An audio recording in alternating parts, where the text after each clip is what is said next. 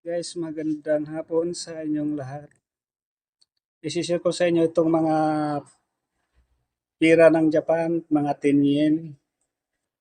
Kasi napakarami na ito. Sa kulang 100 piraso na ito, mga 10 yen. Kaya gusto kong isi-share sa inyo para malaman nyo kung kasi mga ganitong mga 10 yen nakikita ko sunod, napakamahal pala ang presyo nito. Maabot pa to ng ano guys, yung 810,000 US dollar. Hanggang 943,000 US dollar. Marami, marami akong ganito guys, kailang hindi ko alam kung mayroon akong hawak na pinakamahal na pinaka-rare na coins ng 10 yen. Kasi nga hindi naman ako, marami nga akong coins na ganito, marami akong naipon pero hindi naman ako marunong bumasa ng sulat ng Japan. Kaya sa mga marunong bumasa ng sulat ng Japan, paki basa na lang kung anong year itong mga hawak ko. Kasi hindi ko alam kung anong year mga ito eh. Pero nakita ko sa online guys, yung pinakaroon nito 1951 hanggang 1985. Kaya paki ano na lang kung sakaling kung sinong marunong bumasa ng sulat ng Japan. Kasi hindi ko alam kung anong year to. Marami nga akong ganitong opinion pero hindi ko alam kung anong year. Kasi nga yung sulat nila sa sulat ng Japan, hindi ako marunong bumasa. Kaya pakiano na lang. Okay, umpisa na natin ito guys. Pangatin niyo lahat ito guys. Nasa ano to ko lang 100 piraso.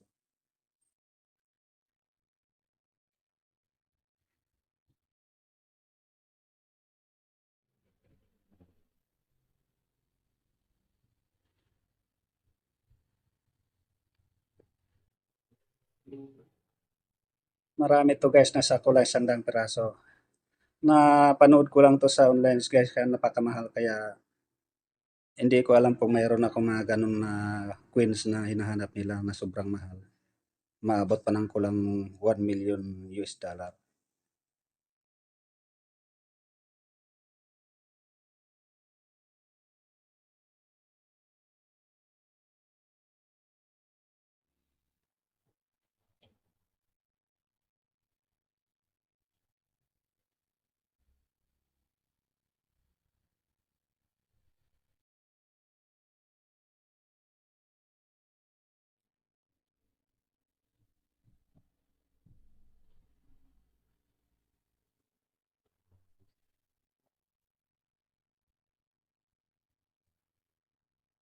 Nakapakarami ito guys. Matagal ko rin ito naipon guys. Ay, hindi ko alam na mataas pala ang presyo ng ito. Kaya basa na lang sa sulat ng Japan kasi nga hindi ko alam kung anong year ng ito. Basta nakasulat lang kasi dito 10 yen.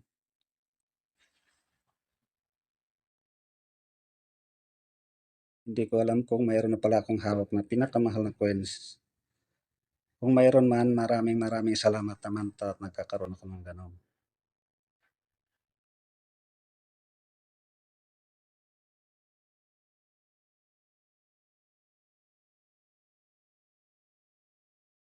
Pakibasa lang po sa aking pinapakitang coins kung meron bang year na hinahanap ng mga kolektor.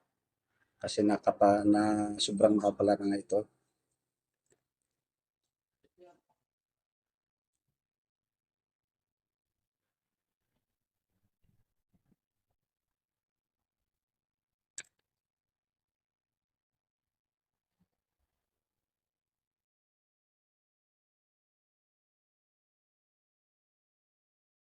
Ito guys lahat, puro 10 yen. Pero marami pa akong mga mga 5 yen, 1 yen. Marami tayong ganun. Kasi noon pa talaga mahilig talaga akong mangolekta ng kahit anong klaseng barya.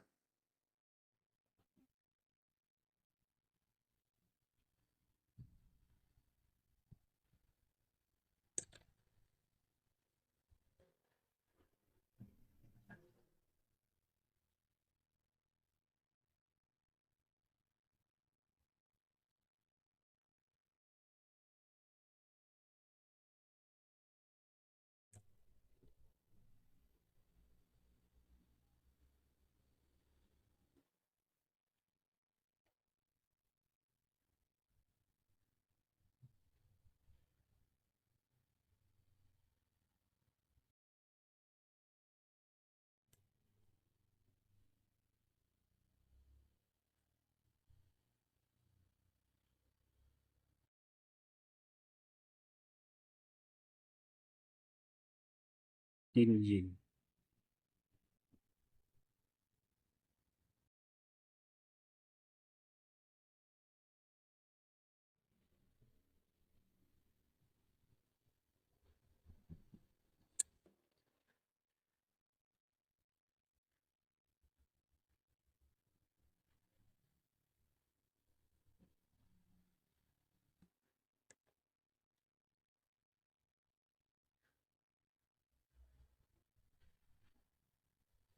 Pakitingin na lang guys kung mayroon man ako na kasi yung pagkaalam ko 1951 pababa, baka sakaling mayroon ako.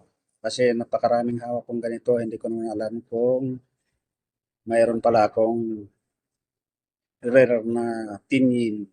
Kasi napanood ko sa mga online na sobrang mahal pa ang mga ito. Kung rare ang hawak mo. Kaya napakarami akong ganito nasa kulay isang daan. Pero matagal na rin sa akin to guys. Matagal ko na rin itong iniipon.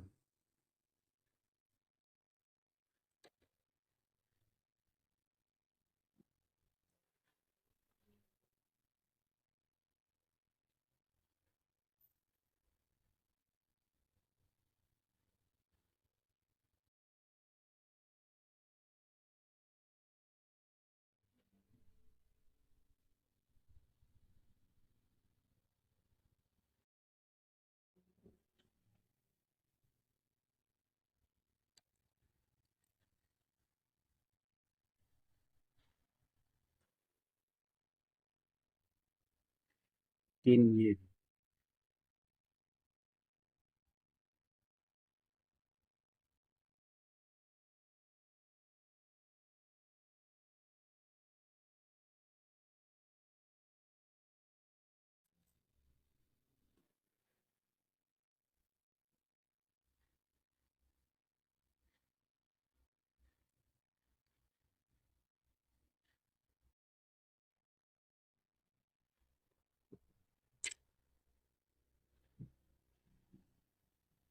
Napakarami to guys. Nasa kulang isang daang piraso. Yung mga tinyin lang.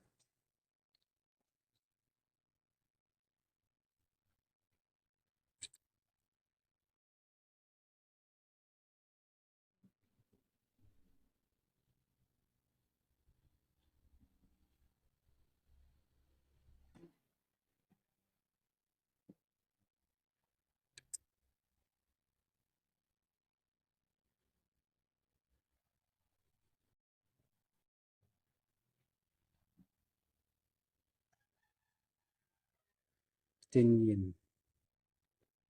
Pagkitingin lang guys. Kung sakaling mayroon man na tinyin na queens na year na hinahanap nila, pakibasa na lang kasi hindi ako marunong bumasa ng sulat ng hapon. Maraming akong hawak na ganito pero hindi ko alam kung anong year yung hawak ko. Basta nakasulat tinyin. Pasensya na kung maraming manok na tumitalaho kasi talagang mahilig sa manok yung mga katabi ko rito. Sumasabay din sila sa aking pagbablog.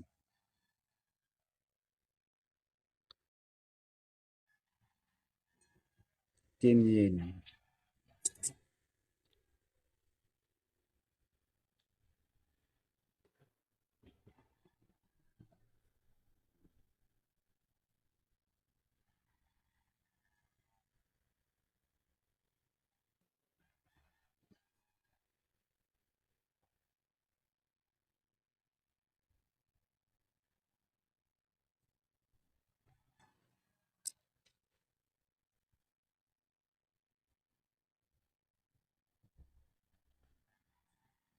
Tinyin. Pera ng Japan.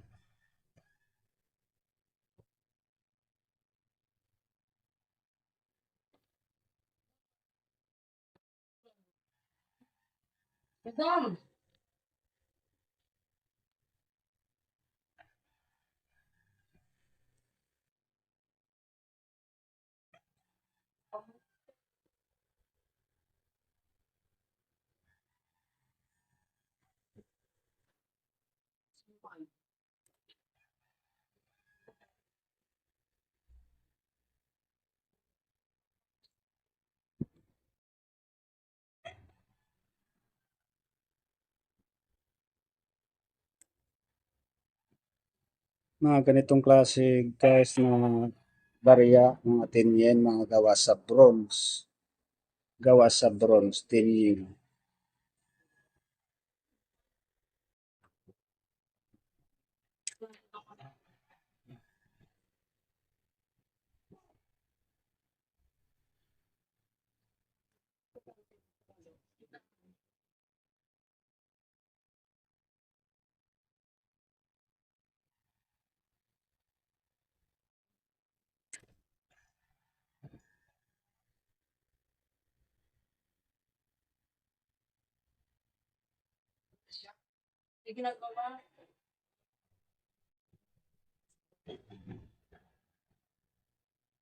Yen.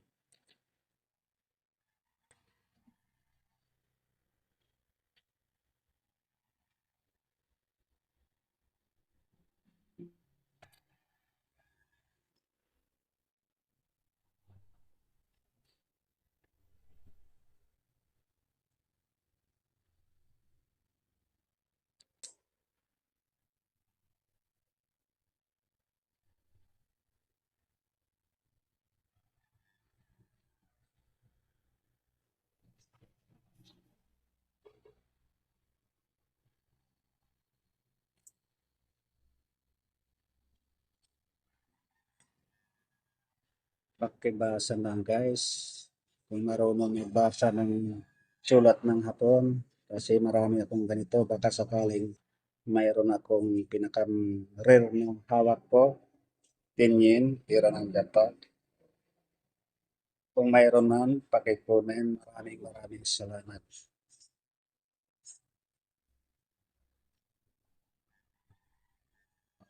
Okay, pasensya na kung maraming tumatala ako ng manok, kasi sumasabay din sila sa video ko. Maraming salamat sa inyong panunod.